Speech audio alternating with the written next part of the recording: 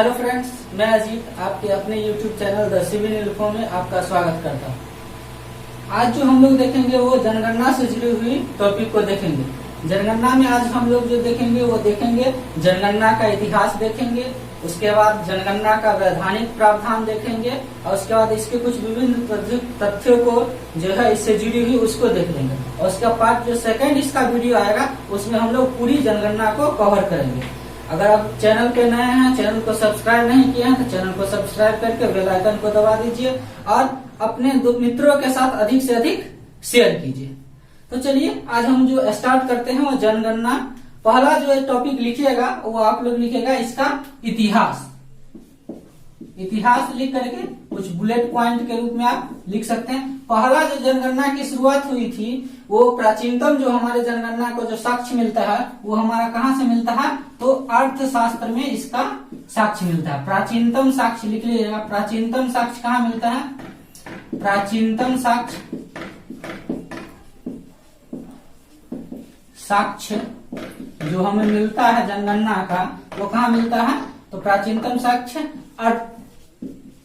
अर्थशास्त्र में मिलता है, जिसके लेखक कौन थे? कौटिल्य थे। इसमें जनगणना कराए जाने की, मौर्य काल में जनगणना कराए जाने की जानकारी मिलती है। उसके बाद हम प्राचीन काल के बाद आधुनिक मध्यकालीन इतिहास में आते हैं तो मुगल शासन काल में देखते हैं। मुगल शासन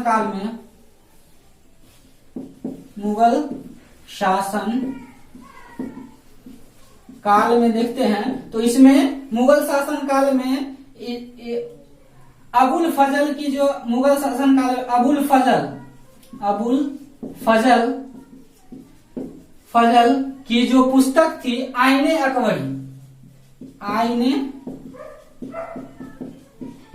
अकबरी, इसमें हमको क्या मिलता है? मध्यकालीन साक्ष्य मिलता है। कई बार एग्जाम में पूछा जा चुका है कि आईने अकबरी के लेखक कौन है, तो ध्यान रखिएगा कि अबुल फजल है, जिसमें मुगल काल में क्या है, जनगणना कराए जाने के साक्ष्य मिलते हैं।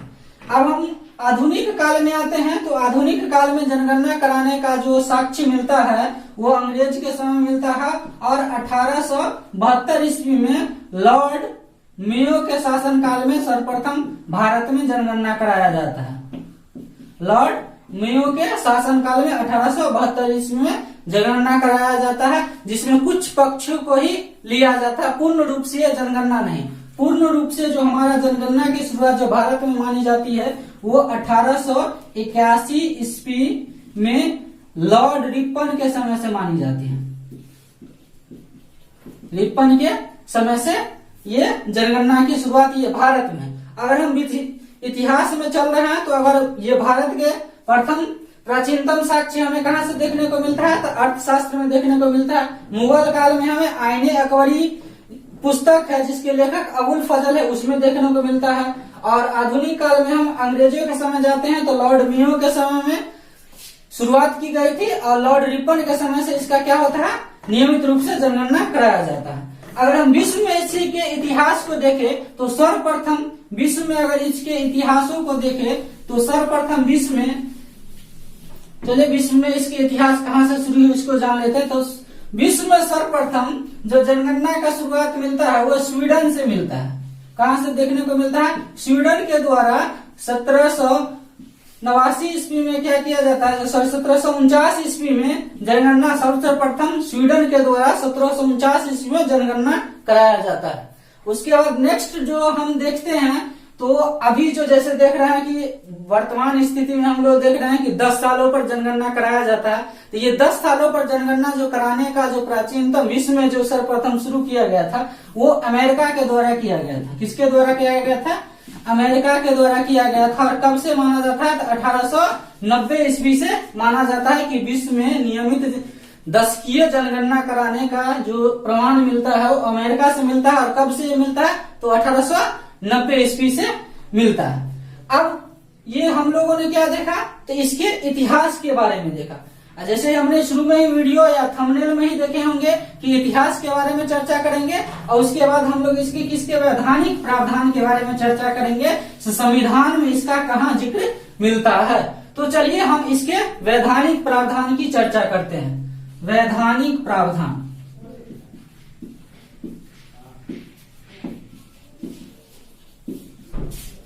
चलिए वैधानिक प्रावधान की चर्चा करते हैं। तो इसकी जो चर्चा जो मिलती है तो सबसे प्रथम अनुच्छेद आर्टिकल जो हमारा है अनुच्छेद 246 में इसकी चर्चा मिलती है। अनुच्छेद 246 में जनगणना का क्या किया गया, उल्लेख किया गया है और कहा गया है कि प्रत्येक 10 साल पर क्या करेगी, केंद्र सरकार जनगणना कराएगी। ठीक, उसमें भी आप जो इसको देखेंगे तो आप जो एक 7वीं अनुसूची पढ़े होइएगा तो उसमें आप कॉन्स्टिट्यूशन जब पढ़े तो उसमें 7वीं अनुसूची पढ़े तो उसमें क्या किया, विषय जितने भी विषय है उसको 3 भागों में बांटा गया है। संघ सूची का विषय, राज्य सूची का विषय और समवर्ती सूची का विषय। तो ये जो है वो हमारा क्या है, संघ जनगणना जो हमारा है वो संघ सूची का विषय है। किस सूची का विषय है, संघ सूची का विषय है, जिसमें कुल कितने विषय है, तो 100 विषय है, जिसमें जनगणना का जो हमारा उल्लेख मिलता है वो 69वें नंबर पे जनगणना का उल्लेख मिलता है। समवर्ती संघ सूची में 69वें नंबर पर जनगणना का हमको प्रमाण मिलता है। सो कहा गया है कि जो केंद्र सरकार है वो इसको प्रत्येक 10 साल पर जनगणना कराएगी। नेक्स्ट जो हम लोग देखते हैं तो जब भारत आजाद हो गया था तो उसके बाद 1948 ईस्वी में क्या किया गया था, जनगणना अधिनियम लाया गया था। क्या लाया गया था, जनगणना अधिनियम लाया गया था। ठीक, और क्या लाया गया था, अधिनियम लाया गया था। कब लाया गया था, तो स्वतंत्रता के बाद 1948 ईस्वी में जनगणना अधिनियम लाया गया था। उसके बाद इसके आगे चलते हैं तो एक वर्ष आता है 1961।